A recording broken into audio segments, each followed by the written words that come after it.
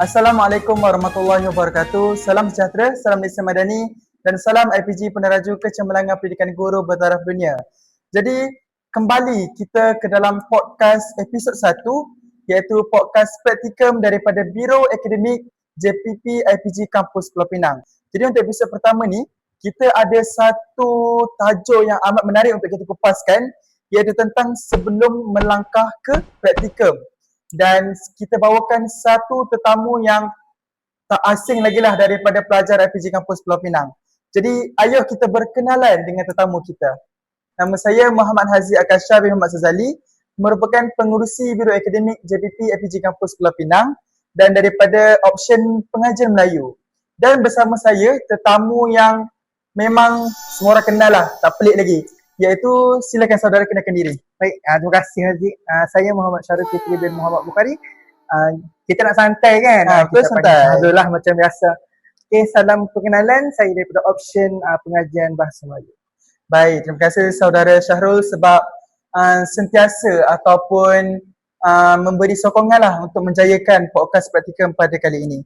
Jadi untuk episod kali ini, saya nak bawakan satu tajuk tentang sebelum melangkah ke sekolah. Jadi semua tahu yang Syahrul sekarang dah boleh katakan dah di tahun last.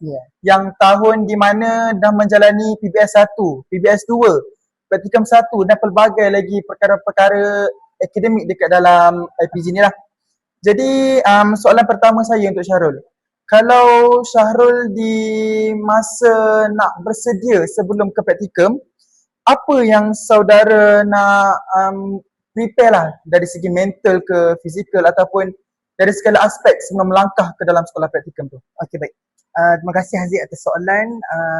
Yang saya kira itu soalan pertama lah untuk segmen kita. Apa nama segmen kita je? Segmen kita, episod kali ni, sebelum melangkah ke praktikum. Sebelum melangkah ke praktikum. Jadi soalan Haziq pun berkaitan dengan persediaan. Tapi sebelum kita nak pergi ke persoalan tu, mungkin saya akan bagi tahu sikit lah apa itu praktikum kan. Kalau dekat universiti ni Haziq kan, kebanyakan ni bila saya sebut praktikum, murid universiti macam, apa ni? Betul tak? Ada tak pengalaman macam tu? Betul. Ada kan? Selalu. So bila saya cakap praktikal, praktikal macam tu. So praktikum dan praktikal ni Haziq sebenarnya benda yang sama. Cuma bezanya mungkin tempoh dan juga macam mana disedia lah sebenarnya praktikum tu. Jadi praktikum ni adalah satu latihan lapangan di mana kita aplikasikan apa yang kita belajar di kelas ke alam persekolahan. Dan praktikum ni dah memberikan gambaran di mana kita macam seolah-olah dah nak jadi cikgu.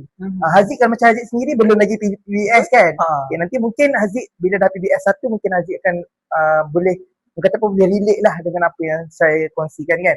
Okey, baik. Kalau dari sudut persediaan lah Haziq kan. Okey. Cuba Haziq bagi kat saya dulu apa persediaan Haziq ketika nak masuk IPG. Sebab Haziq tahu kan IPG ni kan nak jadi cikgu kan. Okey, cuba tengok. Okey, kalau saya sendirilah waktu sebelum masuk mestilah saya fikir nak faham dulu struktur program IPG ni macam mana. Lepas tu untuk akademik pula kita try research kat TikTok ke dekat mana-mana lah. Sekarang kan dah semua benda boleh cari. Jadi saya cari dekat TikTok tentang kursus-kursus apa yang saya akan belajar macam tu. Okey, baik. Itu daripada Haziq nak masuk IPG. So benda yang sama je akan berlaku. Kalau kita nak pergi ke sesuatu tempat, kita akan buat survey, kita akan fahamkan dulu strukturnya. Sama juga masa mula-mula kan Haziq, masa saya nak praktikum. Saya dari sudut persediaan, saya pertama sekali adalah saya buat research sikit berkaitan dengan sekolah. Sekolah yang saya nak pergi tu. Siapa pengetua dia, sekolah dekat mana, apa semua. Itu persediaan yang pertama lah. Persediaan yang kedua Haziq, apa yang saya buat adalah saya check dengan senior-senior kita. Kan, senior-senior yang lama dan orang-orang lain yang berpengalaman. Tanya macam mana sepanjang menjalankan praktikum tu, apa yang perlu aku buat, apa yang akan berlaku dan sebagainya. Daripada situ saya dah buat sedikit catatan lah persediaan dari sudut apa yang perlu saya bersedia sebelum masuk ke sekolah. Okay, kita pergi ke by part lah sebab tadi Haziq ada cakap mental, fizikal, emosi kan. Jadi dari sudut mental terlebih dahulu, bagi saya apa yang mereka perlu biasakan adalah pelajar IPG ni dia kena set satu mindset yang kau pergi sekolah, kau bukan pergi jalan-jalan. Macam tu. Okay, kau pergi sekolah ni sebenarnya untuk menjalani praktikum lah. Ya, ataupun untuk kau jadi cikgu dah sebenarnya kat sekolah. So persediaan itu mental kena siap lah. Okay. Dan kita option DM, jangan ingat option kita ni adalah option yang mudah je. Betul? Kan? Bayangkan Haziq. Waktu saya pergi, mindset saya akan dapat murid yang dah pandai baca. Semua pandai baca. Bila saya pergi, cuba teka Haziq apa berlaku. Mungkin saya rasa lah nak kena huruf pun tak pandai. Itu betul. Ada satu kelas tu, sekolah rahsia lah kan. Ada satu kelas tu, bila saya dapat, saya macam, alamak, apa yang perlu aku buat sebagai cikgu BM untuk bantu budak tu. Sebab kalau budak tu tak faham, nanti yang dapat dosa tu kita. Macam itulah mindset dari sudut agama lah kan. Okay. Jadi, apa yang kita expect pada awalnya Haziq, kita tak akan dapat sebiji macam tu. Mindset saya first kali sebelum saya masuk ke sekolah, saya akan dapat belajar 456. Cik, kemas Boleh orang kata apa, boleh kemas lah dapat 456 ni, senang lah nak ajar kan. Tapi bila saya pergi sekolah, saya dapat jadual, saya dapat darjah berapa Haziq? Cuba teka. Takkan darjah 1. Itu mimpi ngeri lah sebenarnya. Tapi darjah pun sama je lah Haziq. Okay. Tapi apa yang saya dapat adalah darjah 2 dan 3. Saya macam tu, masa tu hampir-hampir nak down lah sebenarnya. Saya macam, aduh, kita ni nak ajar budak tak berapa pandai. Memang betul kita belajar teori dan sebagainya, tapi kita tak boleh nak kata teori tu Kita terus ikut. betul. Kita nak kena faham budak tu dulu. Kan, budak-budak susah nak faham sebab karakter dia orang tu boleh bertukar bila-bila masa. Jadi, apa yang saya buat pada waktu tu, saya sampai dekat sekolah, saya tanya cikgu dia, budak ni macam mana? Ada tak masalah membaca dan sebagainya? Saya siasat. Okay, itu dari sudut mental lah. Kita kena letak mindset apa yang kita expect pada awalnya, kita takkan dapat sepenuhnya macam tu. Dari sudut emosi pula, kalau Haziq lah kan, sepanjang dekat IPG ni Haziq rasa macam mana dari sudut emosi? Kalau setakat ni lah. Kalau mungkin rasa stres tu hanya waktu buat assignment macam tu. Tapi bila saya fikir balik, kalau saya dekat tempat praktikum, kerja kita dah satu hal, stres. Masuk kelas, kalau dapat murid yang tak bagi kerja sama, satu stres lagi. Tambah lagi kalau ada pressure daripada luar pula macam mana kan. Jadi kalau saya rasa susah lah sebenarnya kalau nak handle. Kalau tak pandai untuk bersedia dari peringkat mental. Betul. Jadi Haziq, dari sudut persediaan emosi lah kan, emosi. Kalau macam saya sendiri, okay, kalau macam Haziq bercakap dekat IPG pun dah stres kan, dah rasa penat dan sebagainya. Dekat praktikum sebenarnya Haziq, dia 2 kali ganda daripada tu. Tambah saya pula, okay, saya masa saya praktikum tu saya masih bergelar seorang GPP, okay. Saya nak kena fikir program dekat kampus dan sebagainya. Dan juga emosi saya dekat sekolah masa tu terombang-ambing. Jadi apa yang saya buat adalah saya kena pandai kawal emosi saya. Saya kena belajar macam mana nak kawal emosi saya. Kau ada masalah dekat IPG, kan? Kau ada masalah dengan roommate kau ke, dengan siapa ke, tapi tak boleh bawa benda tu kat sekolah. Professional. Betul, professional. Sebab kalau kau tembak budak tu tak bersalah. Betul. So dari sudut emosi tu, you kena pandai stabilkan, you kena pandai faham emosi budak tu juga dalam masa yang sama kan. Tapi dalam masa yang sama, emosi kita pun tetap kena jaga. Dari sudut fizikal tu, tak payah cakap lah, kita Bukit Combi ni duk naik bukit tiap hari. Dah biasa dah. Dah biasa. Betul. So dah naik bukit tiap hari, so tak ada masalah naik turun tangga. Cuma dari sudut fizikalnya, kalau you tak biasa busy dekat IPG, mungkin dekat sekolah nanti you akan penat. Sebab kalau kita biasa busy kat IPG, macam Haziq sendiri lah kan, selaku GPP kan, pergi ke hulu ke hilir buat itu buat ini. So at least dekat sekolah tu dari sudut fizikal kita dah kuat. Kita takkan penat dan sebagainya. Biasalah kalau kita balik sekolah tidur tu biasa. Siapa je balik sekolah buat kerja terus? Kalau murid balik tidur, cikgu 2 kali ganda tidur. Betul. 2 kali ganda. Mana boleh kalah? Tapi kalau orang lain, itu cara dia orang lah. Kalau mungkin cara saya balik sekolah, selesaikan apa yang patut, and then kemudian saya akan tidur sekejap untuk dapatkan orang kata apa, kekuatan tubuh balik. Itulah dari sudut persediaan Haziq. Okey, tadi Syahrul sendiri dah cakap dari segi mental, fizikal, persediaan sebagainya. Dan saya rasa benda tu memang amat penting dan betul lah. Sebab contohlah, kalau seorang tu ada mental yang baik, tapi fizikal dia cepat pancing. Nak naik tangga contoh, daripada blok ni nak ke blok sebelah, Betul. kelas nak kejar. Kita ni praktikum. Betul. Kalau contohlah, kita masuk kelas ni, lepas habis, kita nak kena observe lah dekat kelas sebelah, kelas blok sebelah. Jadi kita nak kena kejar tu memang pancing lah, lepas tu tak dapat nak perform waktu praktikum. Lepas tu kalau dari segi mental pula, jangan campur adukkan perkara yang di IPG ke, di luar ke, di rumah ke, masuk ke sekolah. Dan sebenarnya benda ni memang daripada sekolah lagi sampailah ke kerja pun memang kita kena macam tu. Betul. Kita jangan campur adukkan perkara-perkara yang tak terlibat dengan orang lain.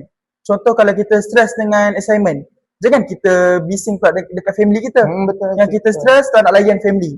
Kita kena pandai agihkan sama ada benda ni penting ataupun benda ni yang saja nak bagi kita stres. Jadi kita sendiri kena matanglah dalam fikiran untuk dan prepare. Expect the worst untuk perkara yang kita tak tahu lagi ke depan macam mana. Betul Tazik. Okey. Jadi seterusnya, biasanya benda ni jarang orang bincang, iaitu apa benda perkara yang memang orang selalu terlepas pandang untuk persediaan ataupun semasa ataupun selepas praktikum.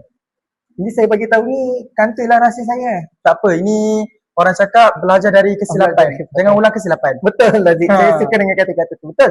Ini saya tak boleh tipu diri saya sebab benda tu berlaku dan saya rasa itu adalah satu kesilapan yang tak sepatutnya berlaku. Soalan Haziq tadi, apa benda yang selalu orang terlepas pandang dan orang yakin sebenarnya benda tu aku dah buat. Tak payah pun. Tapi bila dah pergi ke sekolah, aku kena ada benda ni.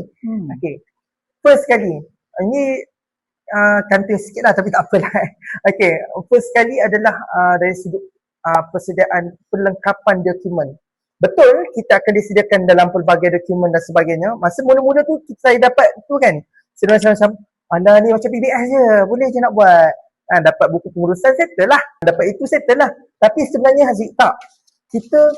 Saya sepatutnya kena ready daripada awal. Di mana saya sepatutnya gunakan masa hujung minggu saya untuk siapkan dokumen-dokumen tu semua. Itu first. Second adalah berkaitan dengan RPH Haziq. Mungkin Haziq tak belajar lagi RPH tu. Kan? Nanti kalau Haziq dah belajar RPH, saya yakin Haziq akan ada satu mindset yang sebelum nak pergi praktikum nanti, alah tak payahlah RPH ni, nanti aku boleh buat, senangnya. Tapi sebenarnya Haziq, realitinya Haziq, orang terlepas pandang adalah cara kita nak sediakan RPH tu nanti berbeza-beza. Sebab pensyarah berbeza-beza. So kita kena ikut kehendak pensyarah. Pensyarah nak macam tu lah kita ikut. Sebab apa? Sebab yang terbaik tu datang daripada pensyarah. Pensyarah lebih tahu dan lebih berpengalaman. Itu tak termasuk dengan cikgu pembimbing kita lagi Haziq. Kan? Kalau dia cakap salah ni, apa kita macam ni. kita kena timbang tara lah untuk terima pendapat orang. So pada waktu tu, benda yang saya terlepas pandang adalah template RPH. Saya anggap template RPH yang sedia ada tu dah cukup sebenarnya untuk praktikum Haziq. Sebenarnya kalau nak bagi tahu satu rahsia lagi, Haziq adalah saksi saya sepanjang praktikum tu. Betul. Agak huru-hara. Sebenarnya kalau nak kata pukul 3 pagi kalau ada call saya tu, saya tahu dah sebab apa. Betul. Tak RPH, BBM. Ya, dua tu je. Itulah dari sudut RPH. BBM tadi Haziq dah sebut pun sama. You sepatutnya you kena sediakan BBM awal guys. Kalau you sedia lambat, kalau awak semua sediakan BBM tu lambatlah kerja siap. Lambatlah kerja siap. Sebab Haziq tahulah, Haziq saksi. Di mana saya call Haziq waktu tu pukul 3 pagi, pukul 4 pagi. Haziq tolong sekejap. BBM aku tak siap lagi ni. Dan contohlah orang macam saya kan, busy dekat PG, ada program tu, program ni. Mana ada masa nak buat BBM tu? So, tapi Alhamdulillah, saya ada kawan-kawan yang baik. Okay, rakan-rakan kita baik, kita kautin. Nah kan, nama satu batch. Kan, saya ada rakan-rakan yang baik. Terima kasih guys kat luar sana yang tolong saya. Credit. Appreciation. Thank you so much untuk batch saya yang lain. Untuk lelaki atau perempuan dan juga junior-junior saya. Yang tolong saya waktu praktikum. Time tu Haziq, mereka share dengan saya BBM yang diorang buat. Saya tak sempat. Saya tu tengok je dekat TikTok. Orang cakap bila kita tengok sesuatu benda baru, kita akan ikut yang FOMO. Saya tengok je dekat TikTok. Tapi dalam hati saya macam, lalek lah. Nanti beli. Itu benda yang terlepas pandang sebenarnya. Itu kesilapan saya. Sepatutnya saya sedia awal. Beli awal. Nanti sambil-sambil tu kita dah tak ada masalah. Sebab semua benda kita dah ada, kita dah prepare. Saya rasa macam tak expect pun benda tu akan berlaku. Dan antara kesilapan yang mungkin yang saya akan perbaikilah untuk praktikum yang kedua insyaAllah. Okey, jadi sebenarnya perkara yang Syarul cakap tadi untuk sum up semua benda, sebenarnya pengurusan masa atas diri kita sendiri. Sebab contoh kalau kita lagi praktikum pun, kita buat PB sebagai contoh kan. Kalau kita sendiri tak uruskan masa untuk kita buat assignment, masa untuk kita buat tutorial, masa untuk kita buat pembelajaran kendiri dan sebagainya, semua benda tu akan longgok sekaligus. Lepas tu, bila nak siap, nak hantar, kita jadi pressure. Betul. Itulah wujudnya masa untuk tak tidur ke, ada masa yang sampai orang kata bye-bye. Betul. Bye-bye. Bye-bye guys, Sampai bye-bye. habis tak buat apa-apa. Memang hancur kat jalan kerjanya. Okey, jadi saya rasa seterusnya kita pergi kepada yang terakhir lah, tentang pada pendapat Syarul sendiri. Okay. Apa yang kesilapan yang Syarul pernah lakukan yang selain daripada persediaan tadi waktu praktikum, dan Syarul tak nak junior-junior Syarul ni untuk ulang balik kesilapan tu? Kesilapan Mungkin dari cara Syarul menyampaikan ilmu dekat murid ke. Okay, baik. Big mistake lah yang saya rasa adalah dari sudut persediaan saya lah juga sebenarnya. Bukan itu saja, ni benda-benda lain lah dari sudut persediaan. Macam mana saya nak kontrol murid, macam mana saya nak faham murid. Kesilapan saya yang tu adalah saya sebenarnya tak betul-betul faham pun murid saya time tu. Itu kesilapan saya. Sebab masa tu saya macam aku ajar, setakat itu je. Cukup. Tapi itu adalah satu kesilapan yang besar sebenarnya. Saya takkan ulang. Apa yang boleh saya buat untuk perbaiki kesilapan tu adalah masa saya awal-awal praktikum nanti, saya kena faham dulu budak ni. Saya kena pergi duduk dengan cikgu dia, bincang dengan cikgu dia macam mana apa semua. Kan? Macam saya cakap lah, pengurusan masa saya waktu tu mungkin tak kurang baik pengurusan masa saya. Jadi, dekat awak semua, dekat junior-junior yang bakal praktikum, you tak ada apa-apa jawatan ataupun you tak ada apa-apa terlibat dengan apa-apa kat IPG, jangan bagi alasan you tak nak masa. Sebab kita yang busy ni kita yang busy ni pun pandai atur masa, takkan you tak boleh. So, kesilapan kedua saya adalah masa. Macam Aziz cakap lah, pengurusan masa saya. Saya lepas ni, setiap hujung minggu saya dah tak boleh keluar dah guys. Saya rasa saya kena buat RPH, dokumen tu semua. Sebab bila saya tengok kawan saya, dia orang buat hujung minggu, hujung-hujung praktikal dia orang dah boleh hurau-huri. Saya masih lagi menghadap lecturer tiap-tiap hari. So, itu adalah satu kesilapan lah yang mungkin saya kena perbaiki. Yang pertama tadi adalah cara saya mengajar. Yang kedua tadi, pengurusan masa. Okey. Jadi sebenarnya apa yang Syarul cakap tu tak betul, tak salah. Itu berbalik pada diri kita sendirilah. Kalau kita rasa nak yang terbaik, kita akan buat yang terbaik. Kalau kita rasa nak yang biasa-biasa je, yang biasa-biasa je lah dapat. Tapi ingat, apa yang kita buat sekarang, itu semua amanah daripada Allah ataupun amanah diri kita sendiri untuk melaksanakan tanggungjawab tu.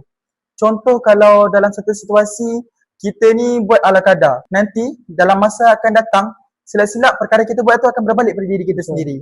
Jadi cuba uruskan masa, muhasabah balik diri sebelum start praktikum. Lepas tu kalau ada perkara-perkara yang kurang clear atau faham, cuba try tanya kepada sesiapa yang berpengalaman ataupun lecturer-lecturer yang anda selesa untuk bertanya. Dan tadi saya cakap pasal kesilapan kan, saya rasa saya macam terfikir tadi. Kita sebenarnya kalau praktikum ni, kita lebih fokus kepada murid kan. Betul. Jadi kalau cara penyampaian pedagogi kita tu tak sesuai dengan murid, dan kita tak kenal murid tu, jadi benda tu akan jadi satu perkara yang sukar. Jadi bila kita first masuk je kelas, kita kenal dulu murid tu macam mana. Kalau salah cara kita daripada mula praktikal sampai habis, saya rasa susah lah untuk nak cover balik kesilapan kita tu kan.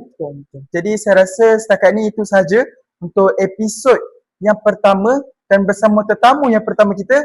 Dan nantikan ke episod yang seterusnya dan mungkin akan kupas tajuk yang lebih menarik lagi. Sekejap Aziz, saya nak select sikit Boleh. Sebagai penutup saya nak ucapkan ribuan terima kasih kepada Biru Academy sebab jemput saya selaku wakil pengajar Melayu untuk perkongsian sesi podcast praktikal. Okay. Baik, saya nak tersasul dah. Tersasul daripada program lepas. Ya, betul. Okay, baik. Guys, kepada yang nak berpraktikum di luar sana, saya ucapkan selamat maju jaya. Saya yakin awak boleh buat yang terbaik, lebih baik daripada saya. Kalau you nak A+, you kena start daripada awal. Okay, itu saja. Thank you guys. Okay, semoga episod ini memberi manfaat dan memberi perkara yang baik-baik lah untuk semua, dan pengajaran ataupun kesilapan yang jangan diulang lagi. Betul. Jadi setakat ini itu sahaja. Jumpa lagi ke episod yang seterusnya. Sekian, terima kasih. Bye-bye.